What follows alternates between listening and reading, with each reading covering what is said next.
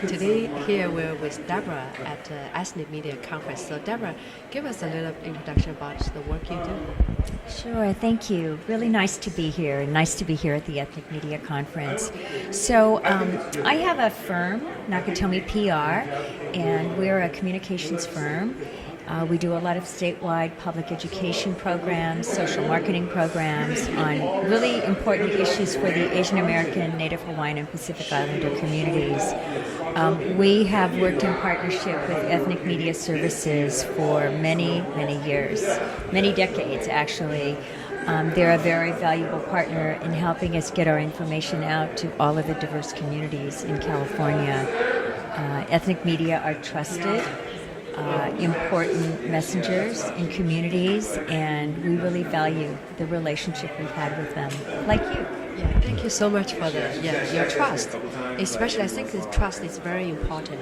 And many of the ethnic medias here, we are, the front, fighting at the front line. And every day we're so busy and we reporting the local community informations, but we're not as mainstream media can access to many resources and also the fund. So, what's your suggestions to small medias, ethnic medias? Yeah, I think this is an especially challenging time for ethnic media and small media.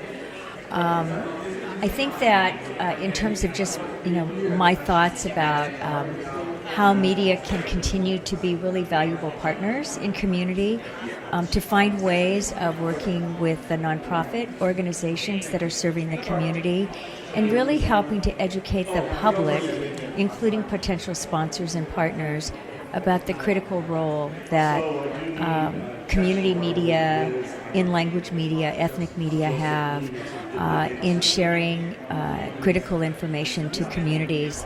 I was just sitting in a workshop a few minutes ago on climate change, and what I walked away from realizing that many of our communities, Asian American communities, especially immigrant communities, have limited awareness about climate change. They know it's getting hot.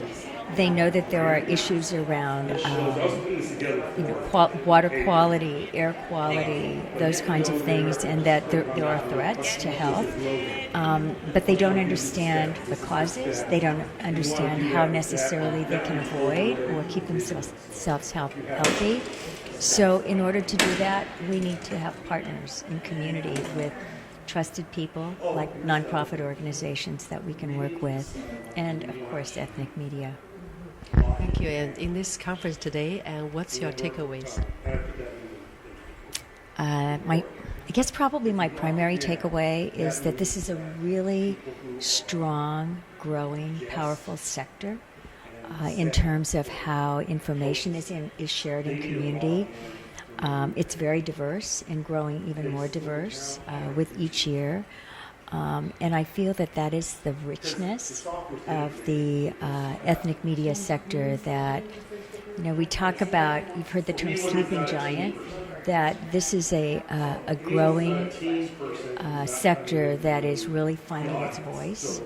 And I think we heard from the elected officials who were here that they're really recognizing the power of ethnic media and the importance of the communities that the ethnic media serve. In California, especially, we serve everyone. Ethnic media serves everyone, and it's become.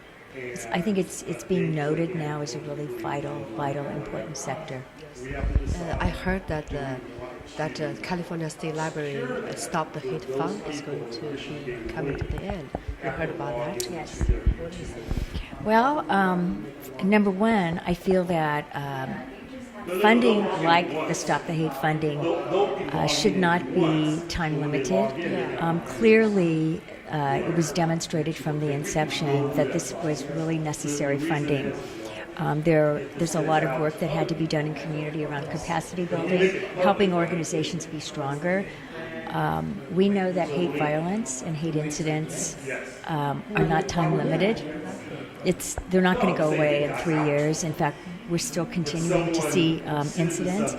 And it's something that we need to do on an ongoing basis. It shouldn't be funding that is time limited. Yes, lovely. Thank you for the support. So there are so many medias, and with this funding, we are able to do much more. But when we heard about this, it's a big shock for many of us.